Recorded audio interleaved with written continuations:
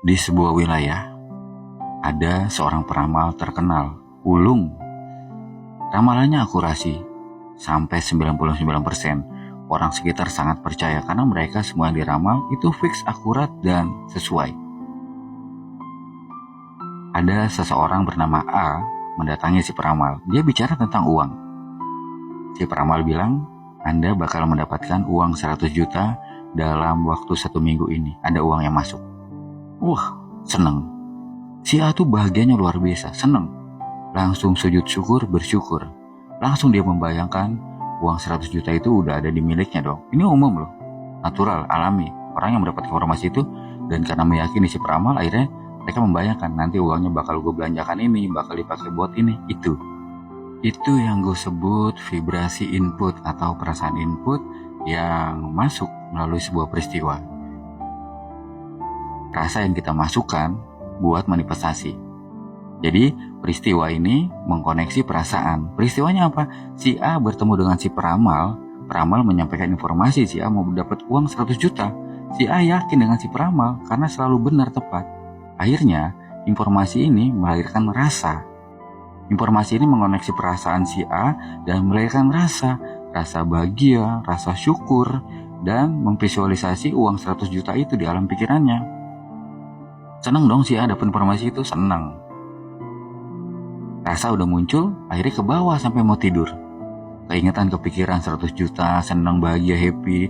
Nah, rasa senang, bahagia, happy saat dia mau tidur itu direkam sama alam bawah sadar menjadi perintah, menjadi program buat mewujudkannya. Alam bawah sadar atau pikiran mengkoneksi lagi ke perasaan yang mau di output.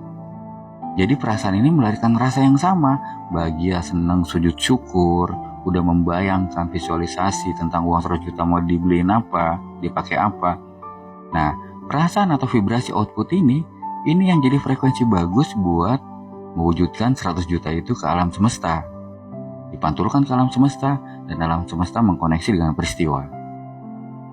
Terserah proses buat menghadirkan atau mewujudkan uang 100 juta itu cuma alam semesta yang tahu. Dan selama ini manusia nggak ada yang tahu bagaimana proses alam semesta mewujudkan semua manifestasi yang dilantunkan ke mereka. Proses itu nggak ada yang tahu, tahu-taunya wujud. Terserah dia, mungkin si A dipertemukan dengan seseorang yang bisa memberikan dia uang 100 juta dari pekerjaan, dari jasa dia, atau si A dikoneksi dengan undian dia dapat lotre, entahlah, itu walau alam ya, itu urusannya alam semesta. Yang pasti wujud nggak dia setelah melalui rangkaian vibrasi input, peristiwa, perasaan, pikiran, peristiwa output, peristiwa buat mewujudkan manifestasi, berhasil wujud nggak? Wujud. Dapat nggak? Dapat. Waktunya cepat nggak? Waktunya tentatif. Bisa benar 14 hari seperti yang dilamar, seminggu seperti yang diramalkan si peramal. Bisa jadi lebih, atau bisa jadi lebih cepat waktunya. Karena tingkat vibrasinya levelnya udah level 200 lebih, misalkan level semesta. Itu bisa kemungkinan itu terjadi. Tapi apakah si peramal benar? Belum tentu. Yang mewujudkan uang 100 juta itu bukan karena ramalan si peramal yang benar. Tapi informasi yang diberikan ke si peramal mampu meyakini si A buat melahirkan rasa bahagia, sujud syukur, dan mampu membuat si A memvisualisasikan uang 100 juta itu di pikiran dia dan berasa seolah-olah sudah jadi miliknya.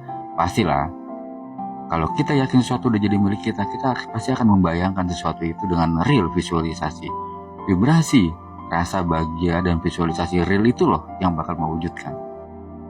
Jadi bukan karena si peramal itu benar. Apalagi kayak gue gini gak percaya ramalan, tapi si peramal ini mampu menjadi pemicu menguatnya keyakinan si A. Nah, makanya buat teman-teman yang main di afirmasi, loa, atau sedona metode, ilmu pemasukan melepaskan, itu coba deh kalian cari hal yang jadi pemicu yang kalian yakini biar bisa melahirkan rasa bahagia, rasa syukur tadi, sehingga kalian mampu memvisualisasikan apa yang kalian inginkan real, nyata, walaupun belum kita miliki. Itu entry pointnya.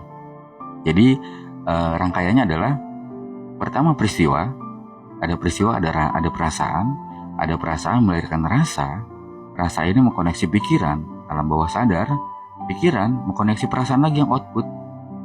Perasaan output melahirkan rasa output jadi frekuensi, dan setelah sampai ke alam semesta mengkoneksi dengan peristiwa yang bakal jadi wujud manifestasi kita. Jadi rangkaiannya kayak gitu.